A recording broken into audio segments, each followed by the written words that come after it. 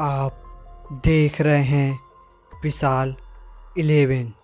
विशाल 11 में आज की कहानी जान की प्यासी। तो चलिए बढ़ते हैं इस कहानी की ओर।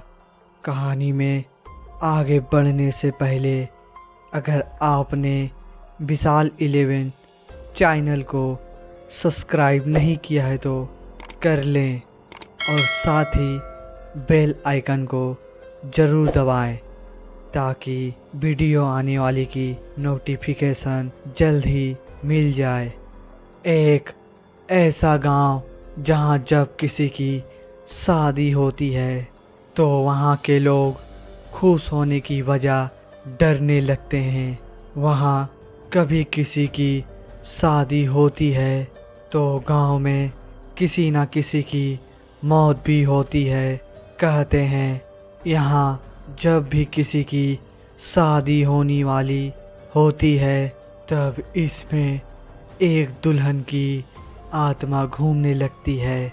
अभिषेक आज सुबह ही अपने दोस्त अर्जुन के गांव आया है क्योंकि 5 दिन बाद अर्जुन की शादी होने वाली थी। सुबह से अभिषेक अर्जुन के घर में बैठे बैठे ऊब सा गया था।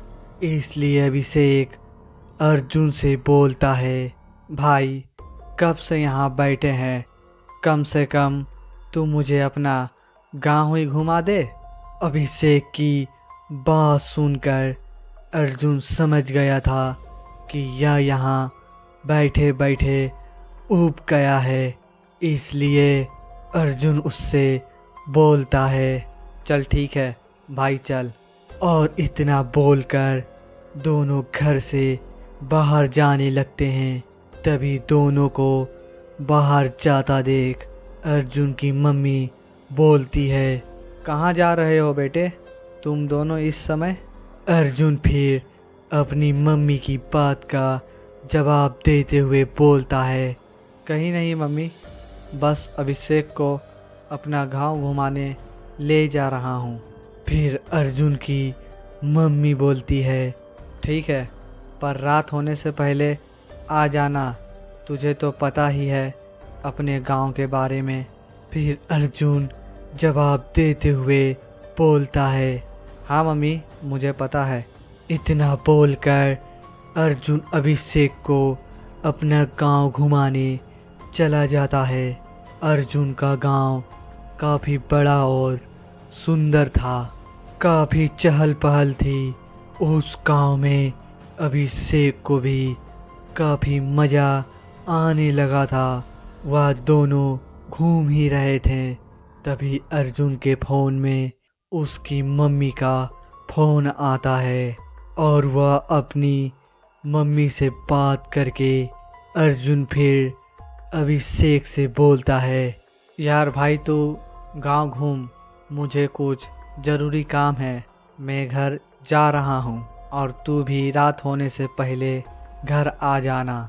इतना बोलकर अर्जुन अपने घर जाने लगता है और अभिषेक हाँ में अपना सर हिलाता है और आगे बढ़ जाता है।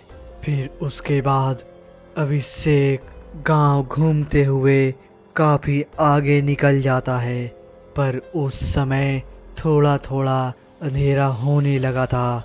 इसलिए अभिषेक भी घर जाने को वापस चलता है पर वह रास्ता भूल गया था।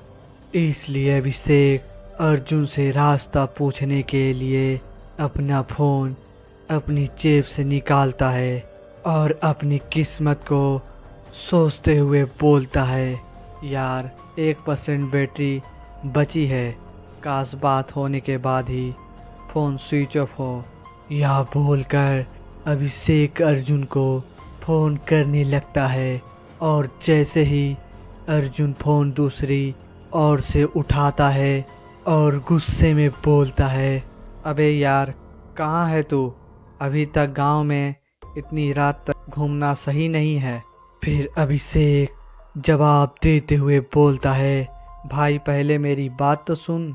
अभिषेक ने इतना ही बोला था तभी अभिषेक का फोन स्विच ऑफ हो जाता है।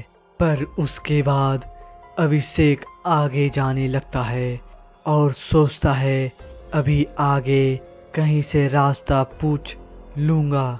यही सोचते हुए अभिषेक आगे तो बढ़े जा रहा था, पर उसे वहाँ आसपास कोई नहीं दिखता।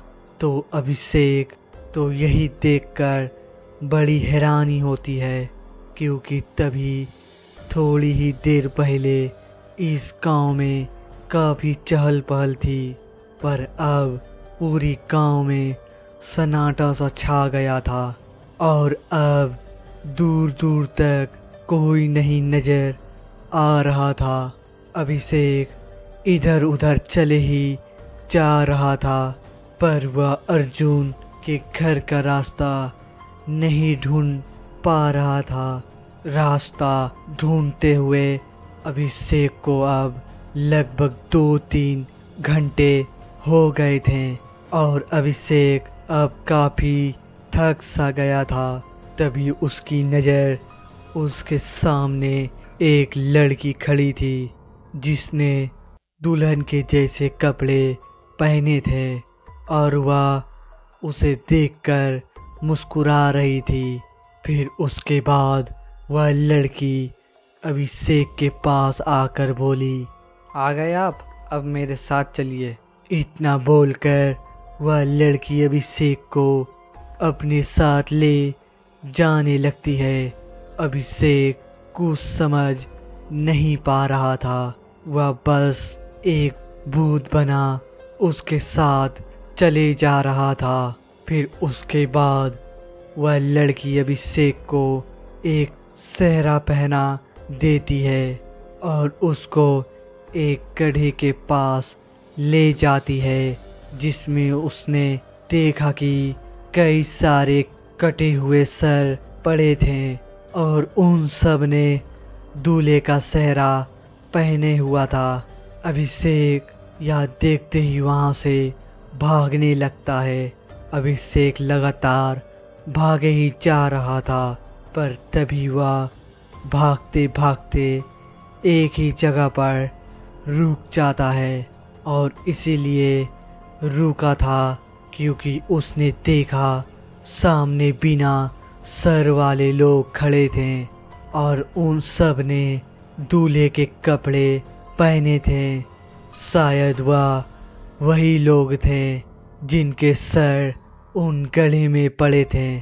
फिर उसके बाद अभिषेक उनसे बचने के लिए अपने पीछे की ओर भागने को जैसे ही मुड़ा तो उसकी सांसें जैसे रुकने सी लगी थी, क्योंकि उसने देखा उसके सामने वही लड़की खड़ी थी और उसके पास दूल्हे के कपड़े थे और वह धीरे धीरे उसके ही पास आते जा रही थी और वह सभी बिना सर वाले लोग भी उसके ही पास आते जा रहे थे।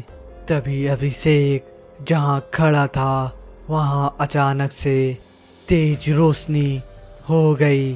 तभी अभिषेक ने देखा कि वह जिस खंबे के नीचे खड़ा था और उस खंबे की स्ट्रीट लाइट चलने के कारण ही वहाँ तेज रोशनी होने लगी थी।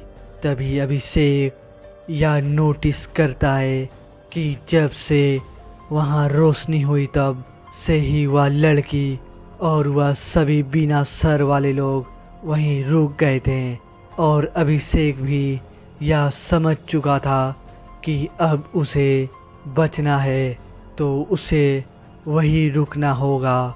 इसलिए अभिषेक उसी खंबे के नीचे ही खड़े होकर पूरी रात निकाल लेता है। फिर उसके बाद अभिषेक जब अर्जुन के घर आकर सारी बात बताता है तब अर्जुन की मम्मी अभिषेक को बताती है वह दुल्हन की आत्मा इस गांव में कई सालों से है। कहते हैं उस लड़की की जिस दिन शादी होने वाली थी उसी दिन उसका कत्ल किसी ने कर दिया। और तभी से वह जब भी इस गांव में किसी की शादी होती है तो वह किसी न किसी की जान जरूर लेती है। और तुम इसलिए ही बच पाए थे क्योंकि जिस खम्बे के नीचे तुम खड़े थे उसमें सफ़ेद रोशनी देखने वाली एलईडी लाइट लगी थी। और यह कहते हैं कोई भी शैतानी शक्ति सफ़ेद रोशनी में नहीं आ सकती।